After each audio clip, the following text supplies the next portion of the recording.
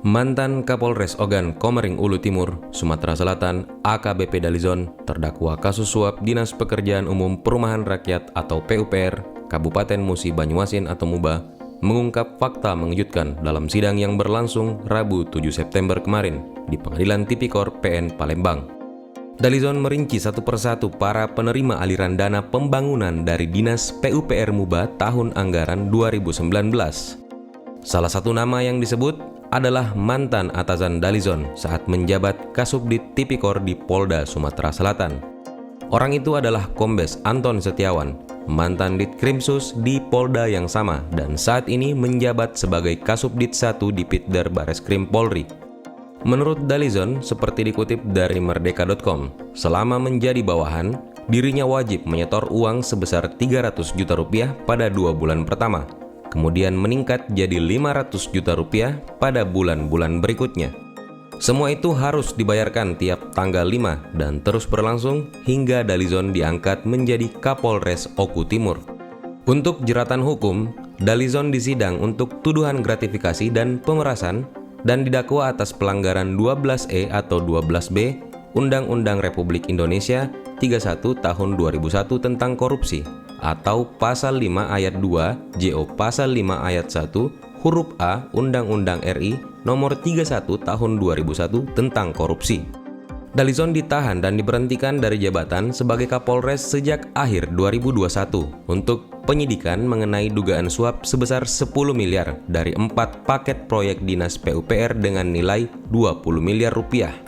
4 proyek ini meliputi pekerjaan normalisasi danau Ulak-Lia dengan nilai pekerjaan sebesar 9,9 miliar rupiah, peningkatan jaringan irigasi DIR Epil dengan nilai pekerjaan 4,3 miliar rupiah, pekerjaan peningkatan jaringan irigasi DIR Muara Taladan DAK senilai 3,3 miliar rupiah, serta rehabilitasi daerah irigasi Ngulak 3 di Desa Ngulak 3 Kecamatan Sanga Desa sebesar 2,3 miliar rupiah. Dari anggaran proyek inilah, Suhandi selaku Direktur PT Selaras Simpati Nusantara membagikan komisi besar pada sejumlah pejabat.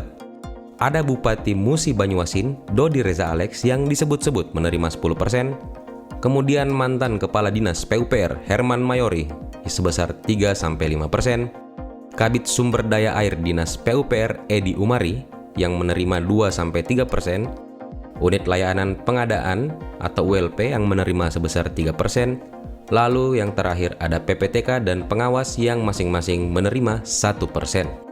Untuk uang 10 miliar milik Dalizon itu didapatkan setelah meminta komisi sebesar 5% pada Kepala Dinas PUPR MUBA, Herman Mayori.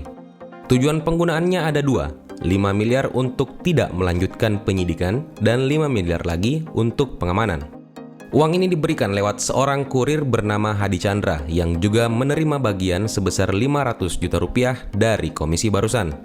Lalu saat diterima, Dalizon hanya menikmati seperempatnya atau sebanyak 2,5 miliar rupiah karena harus memberi jatah pada sang atasan Anton Setiawan sebesar 4,25 miliar. Kemudian sisanya diberikan pada 3 orang bawahan. Anton Setiawan sendiri saat ini telah dicopot dari jabatannya di Polda Sumsel, kemudian dimutasi sebagai Kasubdit 1 di Pitder Bareskrim Polri sejak Juli 2021 lalu. Berdasarkan surat telegram Kapolri nomor ST-VII-VII-KEP-2021 tertanggal 26 Juli 2021. Lalu setelah di Mabes, Anton dimutasi lagi ke Inspektorat Pengawasan Umum atau Itwasum Polri. Hal ini sempat bikin banyak pihak termasuk Indonesia Police Watch menuding kalau Bareskrim berusaha memberi perlindungan kepada Anton. Namun, mengutip Kompas, hal itu segera ditepis oleh Kabareskrim Agus Andrianto lewat pernyataan bahwa kasus Anton masih didalami oleh Propam.